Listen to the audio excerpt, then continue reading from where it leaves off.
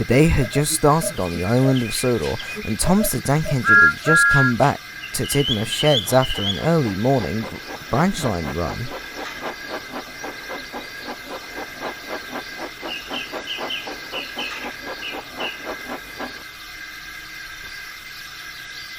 Good morning, Thomas. How are you?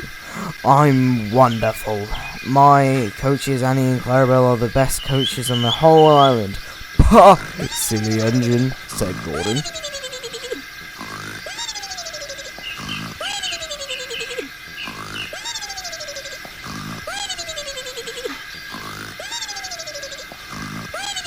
Branch line coaches are much too small to carry big numbers of passengers.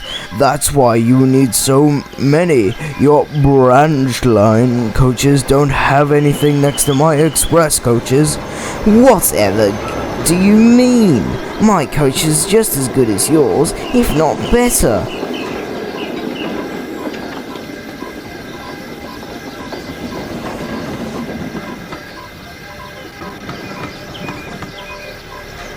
Thomas was going to continue to defend his faithful coaches, but he was rudely interrupted by Gordon.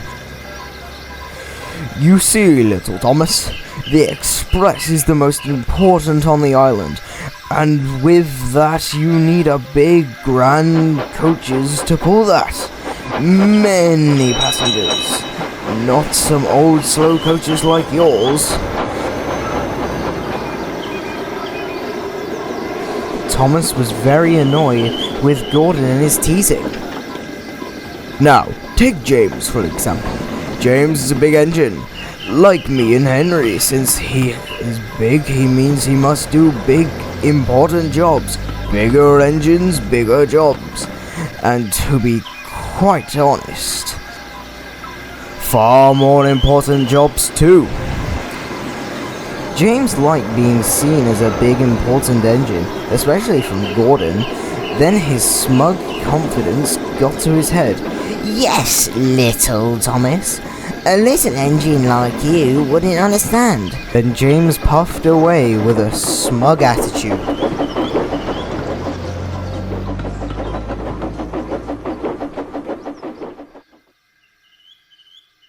By midday, Knapford Station was filled with passengers on every platform.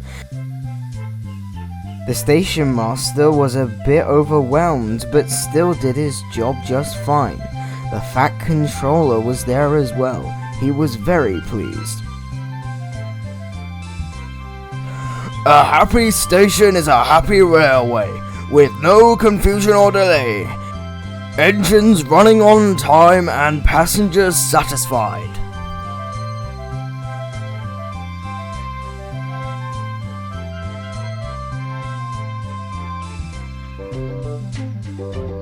Just then, James puffed through the station whistling proudly.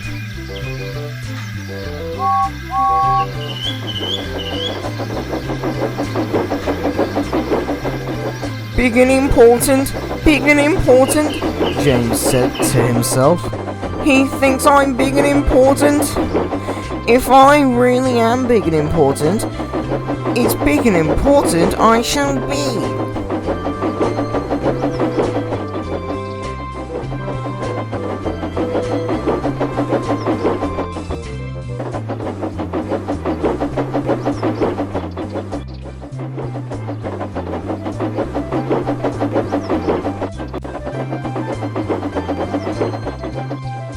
James began to go faster and faster, feeling big and important like Gordon said he was, when just then he heard a clank sound in his boiler and slowly began to slow down. He went slower and slower and slower until he made to a full stop just outside of Wellsworth Station.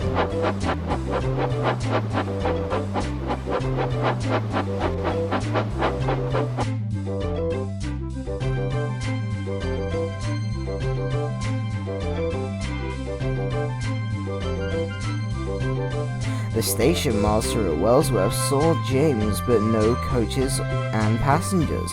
He knew something was wrong. You have no passengers, James. Why have you stopped here? The driver and fireman explained everything to the station master. Right then, we've run out of water here. We shall have to wait for an engine to come and get you. James just looked down in embarrassment. He no longer felt big and important.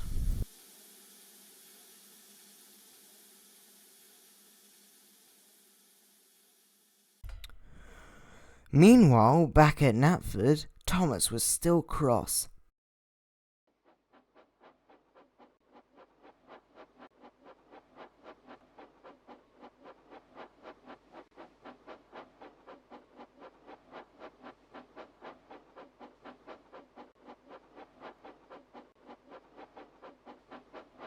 Pah!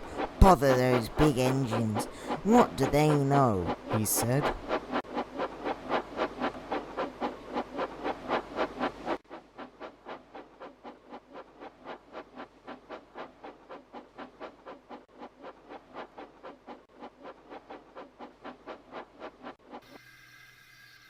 Thomas came to a stop outside of the station when suddenly Donald puffed next to him.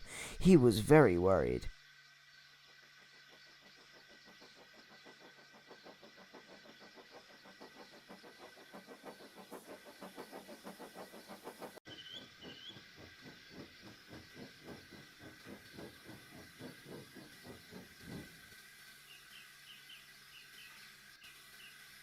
Hey, we've got a problem, lad.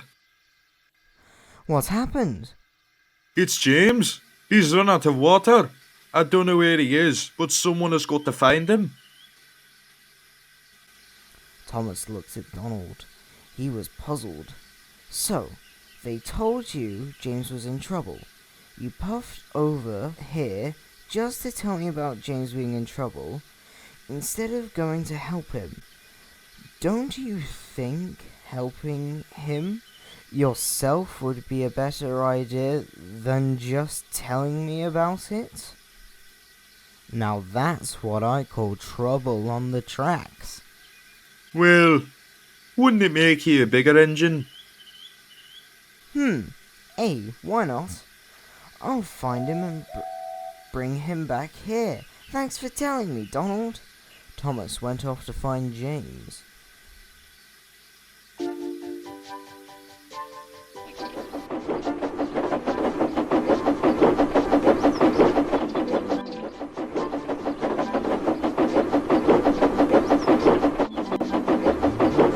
Where could James be, possibly?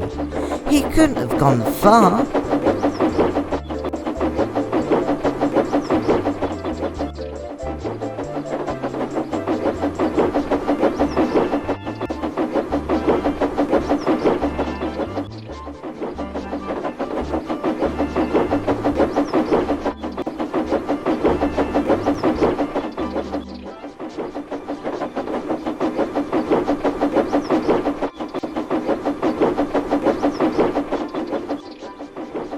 Thomas looked along the main line, in sidings, tunnels, but there was no sign of James.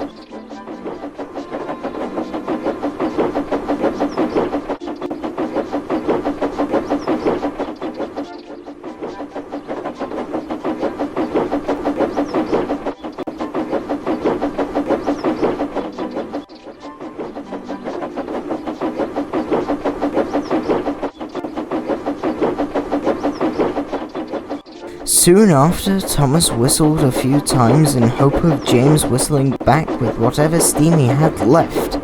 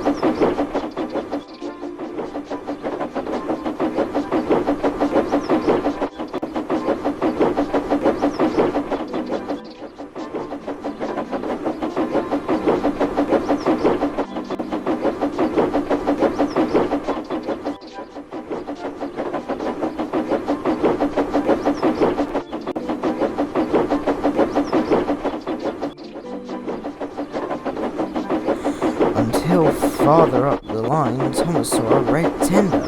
"It's James! I found him," he said.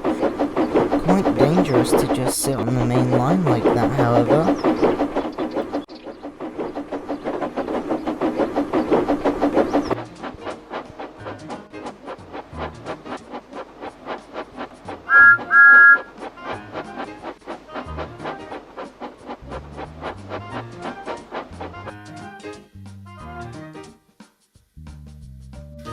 "Why, bless me if you haven't left your tender behind," Thomas said jokingly. James was pleased to see Thomas. "Thomas, I'm glad to see you. I didn't know what to do."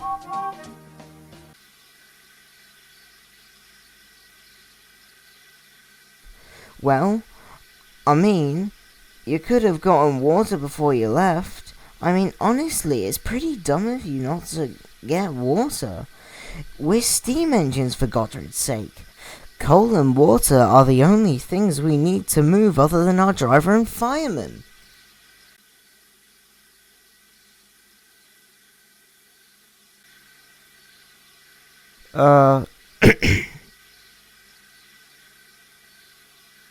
I'm sorry. Let's get you back to Knapford.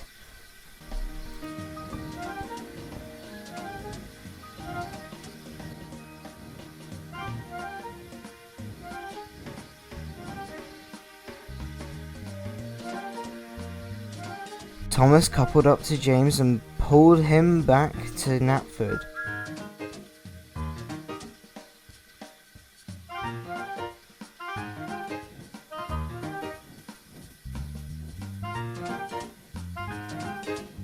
James was cross about what Thomas said, but soon brushed it off at the thought of him being rescued.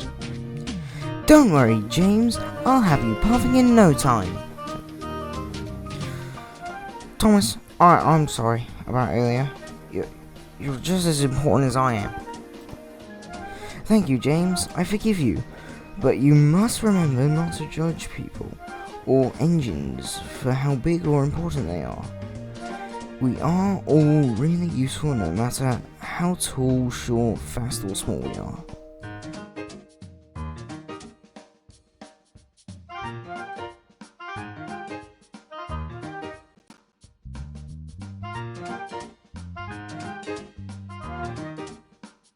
I think that's something we can all remember, don't you?